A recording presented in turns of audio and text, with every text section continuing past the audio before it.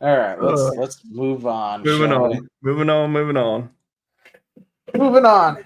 So this is the largest campaign ever to stop publishers destroying games. So, speaking of emulation, if you haven't seen anything from YouTube and stuff, because I've talked about this in the past a long time ago about preservation, video games, pirating, all that stuff. And I'm huge into preserving games, having access to emulators, being allowed to do it. And I really hate digital copies, even though I am primarily a Steam player at this point. But having the ability to still have access to your games after, you know, say the server or something goes down. Feel free to chime in, Chad. I'm agreeing the whole time. What was there to chime in on? I don't know. Continue talking about it for a second. But anyway, so if you don't know, I think it's Ubisoft, right?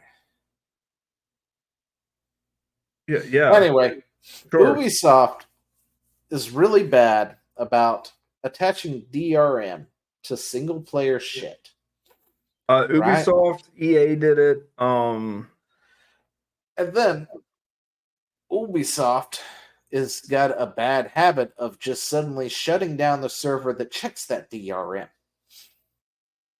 for their digital stuff, or even anything with a disc, for that matter. And the older it gets, the more likely it is for Ubisoft to cut it off, which then means you can't play the game at all unless you go and get a pirated copy somewhere. The Yep. crack.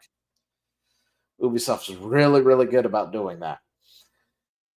And this guy has essentially launched an all out war on Ubisoft because of the crew. Look, I can't disagree because I don't see how it's legal. Because in my mind, you are stealing my property from me. If I cannot use something I bought because of something the developer has done to essentially brick the game or has designed it to brick after X amount of time, that is theft. I am not renting this game for $70. I am purchasing this game. This is not a rental. This is brought to me as you are purchasing. But anyway, yes, everything Chad said. So the thing is, when they do this, they're usually small games. The communities aren't that large anymore. And we talk about it. I've talked about it several times in the past. Every time they do that, and then we find out that we've got like a list of 7 games that no longer work because they've been hit with DRM at some point through some update, and then the server or whatnot that would check it no longer functions because Ubisoft or EA or somebody has decided to shut it down. And however, they are shutting down, I think, at the end of this month or the end of last month. What month is it again? April now. Oh, yeah, it was the end of last month. Um, they shut down the servers for a game called The Crew. Do you know what that is? A racing game that I'll never play. Yeah, it is a racing game that boasts itself being a hybrid of an MMO slash Need for Speed. That essentially you can drive from one coast to the other coast of a scaled down version of the United States. Right? Now, with this game, of course, because a lot of the stuff is done with AI players, not actual players, but there are the ability to race other people. It doesn't necessarily need an online component to function. But that game is large enough that this guy is essentially launching a crusade that I 100% back, by the way, against Ubisoft for it. Games, or a lot of them. I also enjoy owning things. Like things in my hand or my immediate vicinity that I We're not use going to watch this frequently. whole thing, When I but walk down the street, I like how people don't usually run up to me and try to take the clothes off my back because it's generally understood by society that those are mine and belong to me. But see, just by me saying those things, we already have a problem. Yeah, you can probably see where this is going. The video game industry has a lot of problems, like a lot of problems. I think regulators have no idea, actually. But there's one problem in particular I've been hating for decades, and it's getting worse and worse. And that is destroying video games so that no one can ever play them again. And I don't mean your brother sticking a disc in the microwave so that your copy is destroyed. I mean everyone's. There's a really specific way this happens. Just as a quick refresher, for most of gaming history, this hasn't been much of an issue. Most games contain the code that interfaces with the hardware and run the game, and that's the whole story. Now, for online multiplayer games, it's a little different. Where a lot of the older ones will let players host the server that runs the game, then other people would connect to it. This Or way, sometimes if give you you the want to soft. actually go to it and watch this full video, you're welcome to. It's in the chat right now. I'll try to put it in description afterwards. Yep. But essentially, he's launching a legal prong type thing in multiple countries to try and get one of them to possibly hear the issue and actually make a law saying you can't do this. And usually all it takes is one country to do it. Yep. Before others start to fall in line, because that's what happened with loot boxes so far and what's been going on with loot boxes. It took one to finally take the stand, and then other countries started to also make these laws too about the unregulated gambling and gaming that is available to minors. So I got a question. Why did games, I think I know the answer, but just to verify, why did games move away from client-side hosting? So they could just rip it from you like that. You will own nothing and you will be happy. It's that simple. That was it. Like there was no like financial, like it was too not viable. I don't think there was really a reason. I mean, having them do it makes it more stable. When it's client side, it's a combination of hacks and making it more stable for people. It was a better product that way. Well, if there's no product, then it's not a better product. Yeah, I know, but then they wait until the game is so old because there's a Crew 2 and then another one that's coming out or something too, right? When it gets so old, they think they can just flush it down the toilet and be done with it. Nobody's going to notice. But we're talking about a player base that apparently topped out at 12 million at one point. And also keep in mind that people get nostalgic and they go back. Yeah, and there's especially no reason. Especially if the new games like today are complete dog shit, like Suicide Squad. Yeah. And if I remember correctly, this game actually did launch itself like an offline mode for a split second by accident in an update. Yeah. And then they reversed it real quick, but people noticed it. That was the problem. It was this or another game that did that. And they're like, sorry, that was an accident. You can't actually do that. So it's one of those, essentially, what we're doing is making the argument that if the product exists, we buy the product, you should give us the ability to continue hosting the product ourselves, like we used to. Yeah. Like if we wanted to play OG StarCraft, we get computers together, we link them together, we play StarCraft. Yeah. We don't need BattleNet to make that happen. No, we can just use Direct Connect. Yeah. And games today don't have that ability anymore, but they should. Yeah, it should be a failsafe, if nothing else. Yeah, like if you're going to sunset your title, and it was one of these, and it's not like it requires people to be online for you to play it. You should have the ability to still be able to play it offline by yourself or with another friend or host your own server, and companies cannot come after you for doing that sort of thing, which is the other prong in this, right? So for those who don't remember, Blizzard Entertainment, aka Activision Blizz, my favorite company in the whole wide world that I absolutely loathe. There was a classic. there was a classic server, Nostalia's, right?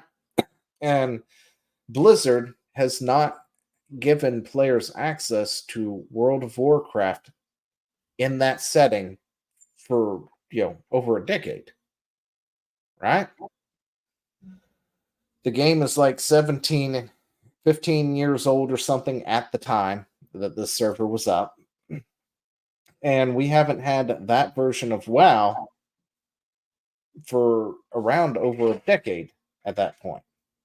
Okay. So this classic server brought itself up. It spread through word of mouth. It became extremely popular. And this is one of the things that people pissed all over Blizzard about, because Blizzard eventually sent them a cease and desist and shut it all down because it was World of Warcraft. But it wasn't the version of World of Warcraft that was available. It was the original OG version of World of Warcraft, right? And that's what these things, what this guy is attempting to get into law somewhere, is to prevent things like that from happening. If you are not personally, if you as a company are not providing that service anymore, you can't go after somebody else for providing that This is to play. This is an offshoot of Right to Repair. You realize that, right? Yes, it is. It also goes into, essentially like preservation of games and things like that. And now Blizzard, of course, about 2 years after they shut down Nostalia's, they came out with classic servers with the help of the Nostalia's team. So they could then market it and make people pay retail price for WoW just to play Classic again, which was a success for them. It's what they needed. MMO player count.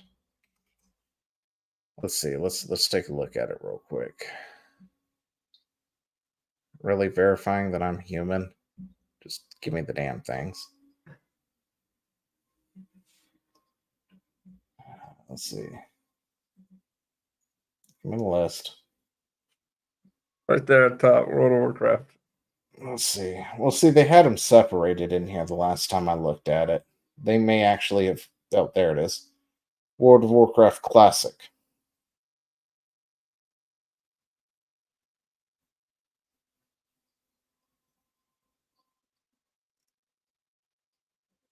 But yeah, anyway, World of Warcraft Classic 32.26, which is really low, actually, compared to what it was. Mm. But I'm wondering if it's double feeding, which is another problem with this site, is the fact that it could be double feeding, because anyone who is playing World of Warcraft Classic has this account too, because this is the retail. Mm. So that number is feeding into this number, more than likely. Yeah. So it looks like this number is higher.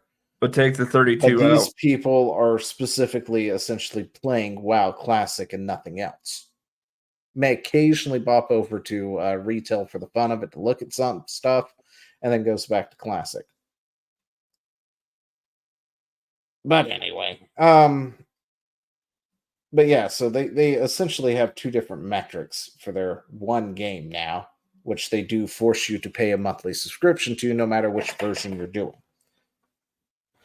But yeah, in an attempt to try and stop that, this is where this is all being kicked off from. But anyway, if you go to stopkillinggames.com, you can actually get all the information here that you need to take action and do a thing if you're interested.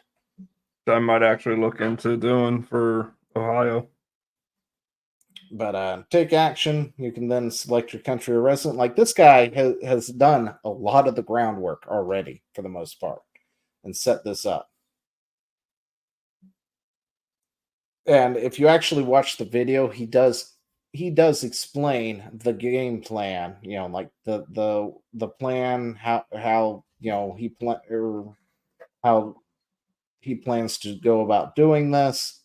And essentially starts listing the countries, what to do, who to talk to, where to send it to. But if you come here, it is pretty straightforward where to do. And you can get contact here. Gives you the first step, second step, and pretty much walks you through this entire system. Which, by the way, these systems are designed to be very, very complicated, so you can't do it. By the way. So this guy has essentially written a guide out to make it as easy as possible for everyone to do, which is pretty Good cool. man. Good man. Now, unfortunately, the United States is on the lowest priority for the most part when it comes to things. He's focusing most of his stuff on France. That's because we're Ubisoft that. Ubisoft's headquarters is in France, apparently. Oh, and it's written in French for you French-speaking people, by the way. You baguettes out there. That's right. Things are actually in your native tongue to make it as easy as possible for you to do this, to file your reports, to get your voices heard.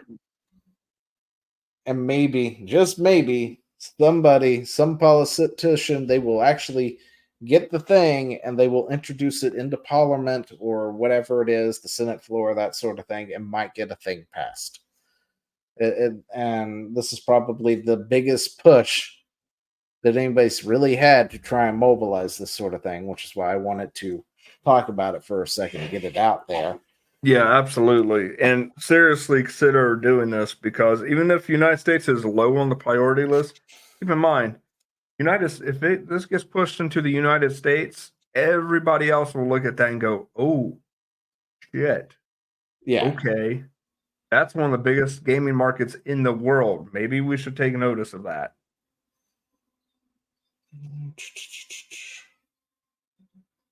Yeah. Wide. And it's Goes eligible into for a- literally anyone who owned the crew.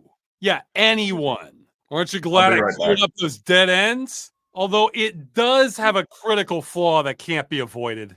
See, the option for all owners of the game is to contact the DGCCRF, France's National Consumer Protection Agency. You go through this website here. They accept complaints worldwide, but there is a catch. The catch is they want everyone to contact Ubisoft first. So that means everyone is going to have to contact Ubisoft support, tell them to fix the game. Then, when Ubisoft refuses, or 2 weeks have passed, then you can contact France. This is a major setback because gamers are not known for their long attention spans. So asking people to wait up to 2 weeks before taking a second step may ruin us. But yeah, which means you got to stay vigilant, guys. But yeah, seriously, go check this out. Watch the whole thing. It is about 31 minutes. If you ever owned the crew, you can be drafted into this army. For those of us who haven't owned the crew, there's not a whole lot we can do. But yeah. I may be asking the Still. impossible here.